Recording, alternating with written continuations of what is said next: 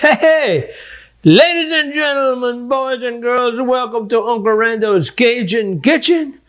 Today, a side dish, a special Cajun side dish, Moque Choux. Whoo, is it good? Come on, chef.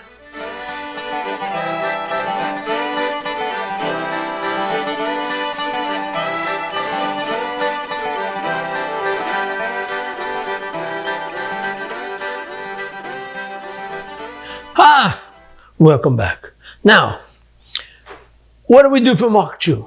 All right, this is what you gotta have right here. All right, bell pepper. If I done told you once, I done told you a bunch of whole many times. Right, bell pepper, onion, green top, garlic, Uncle Randeau's yippee cayenne, fresh ground peppercorns. This is kind of special. Now, I done told you once before, but I'm going to tell you again. Don't tell my wife. But bacon grease. When I cook bacon, I put it in this jar and I save it up. You can use regular oil. It's good. But it's a little bit much more better with this, you know. And you could even put a little with the oil. You still get the bacon flavor. And of course, fresh corn. Moque Choux, you have to have fresh corn. Don't go buy that frozen corn and cut it up. It's no good. You got to wait all year for that good fresh corn to come. Whoo, yeah. Now, you see 6 years, I'm actually going to do a whole dozen, all right? And it cooks down a lot in the pot, okay? But I'm going to make a whole big batch because I'm going to tell you, you make the Moque Choux, you get it complete, and it works beautifully in your freezer. You can freeze it and eat it all year long. Us Cajuns, we make a lot of Moque Choux. That way we have it during the year. And I tell you another little thing. You can put that Moque Choux in your soup. When you make a soup, whoo, it's good. Up here where I live, up in Pennsylvania right now, we live right among the Amish. The Amish have this chicken corn soup. And it's delicious. But if they were to put my Moque Choux for the corn, they like it much more better. And you're going to like it, all right? We're going to have a show on that one day, too, for some soup like that. And we're going to show you. I'm going to pull out of my freezer some Moque Choux. All right, so here we go. I'm going to get this all cut up. I'm going to show you how to shuck the corn, just one or two, so you can see how to do that. If you've never shucked corn before, when I was a little boy, we'd play in Karen Crow, Louisiana, and I had to shuck bags of corn before I could go out and play. All right, just about all ready here. I've cut up the oignons and the onions. I cut up the bell peppers, the green tops, the garlic. I'm sure you probably shuck corn. If not, it's very easy. You take the ear. I grab it right in the middle, right here. And you just pull back on each side. All right? And then you can pull here, and then you pull on the other side. I break out off right here. All right? All right? So that's how we do that. You saw how to do that. In a minute, we're going to have the pot going. We're going to melt our stuff and start sauteing and putting it in. I shucked all the corn. I forgot something very important to tell you. It was right behind me on the counter. But most important for Moque Choux, you must have fresh tomatoes. Now, you're going to say, what in the world am I going to do with all this? Well, I'm going to tell you. I'm going to take the corn off the cob. Here's what you're going to do. You're going to get as close to that cob as you can. You don't want to take the cob. And you're going to do it like this. Okay, see what I'm doing? All right, now, I'm going all the way around, so I'm just going to spill. Don't worry. All right, just like this. All right? If some falls, pick her up. See what I'm doing? Yeah, some runs away. And we're going to cook it. There's not a whole lot to do after that. I will cut these tomatoes up into squares. I'll show you how I'm going to do that in a second. But first, I'm going to get all my corn into this pan right there. All right, mes amis. Here is the corn. That's a dozen ears of corn all cut up. Don't worry that you see some like this. Don't matter. It's all going to cook down. The tomatoes I cut into little things about like that, pieces like that. I'm probably going to add one more tomato. I got to see what it looks like in the pot. But I just cut it up in, big chunks like that. It's all going to cook down. Don't worry, it's going to cook down real good. Now what I'm going to do, I'm going to take this all over to the stove. We're going to get a fire going, and I'm going to show you the next step. First thing we're going to do, we got to put in a little bit of bacon grease to give that flavor. Vegetarians, no bacon grease, no shit. It's good with just olive oil.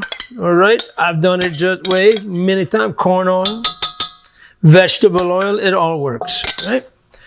All right, I'll put it on the fire. Put it about a good medium till I get this going. All right, I'm gonna add a little bit of olive oil too, because I don't have that much. Anyway, you just need a little bit for the flavor of the bacon grease, if you want to have that. All right, pot's getting warm. Let me grab my wooden spoon. I got this nice apron here, 2 pockets, tie around the front, very professional. You go on the Uncle Randeaux's website, you can get yourself one, yeah. All right, now, we're gonna pour in. You hear that sizzle? The fire's ready. All right, stir it a little bit. Okay. I'm gonna let that start before I add anything else, except I'm gonna go ahead and put my black pepper, my fresh ground. Now, people are always asking how much you put. Well, this is a teaspoon worth here. All right, and that looks pretty good. I could add a hair more, but probably not. I would say on the cayenne, it's about the same amount. You might go a little light if you're not used to hot. It's not that it's that hot, but you will taste it. Okay. That looks pretty much the way I put it in when I do that. Okay. You gotta let this cook down just a little bit, not all the way. It's not like you have to saute it down to the old left dish rag right away. Not necessary, no. What you're gonna do is just get it good and started. Nice action. If it gets too dry, add a little oil. Instead of waiting too much longer, in goes all that corn. That's a lot of corn. You do this, you have enough for everybody at your meal, and you get to freeze some for later too. You're probably gonna need some water around to add, because this is gonna soak up that grease. The corn has water in it already. I see a couple of my, you see here comes the bell pepper and the onions are coming up. I'm gonna stir it around real good.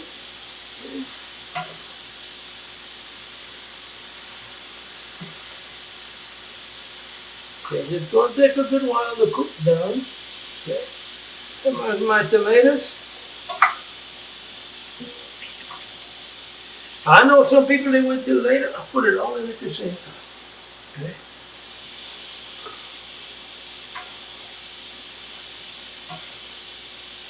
Okay,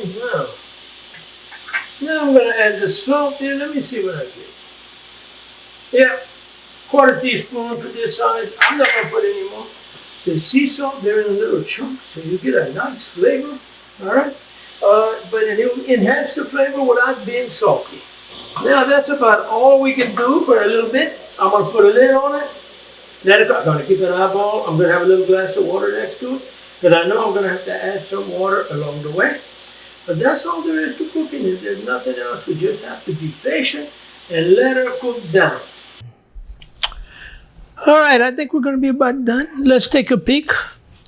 See, this was a big pot. Takes a little while. Woo, look at that. When you lift the lid, let the water drain a little bit before you move the lid. Look at that.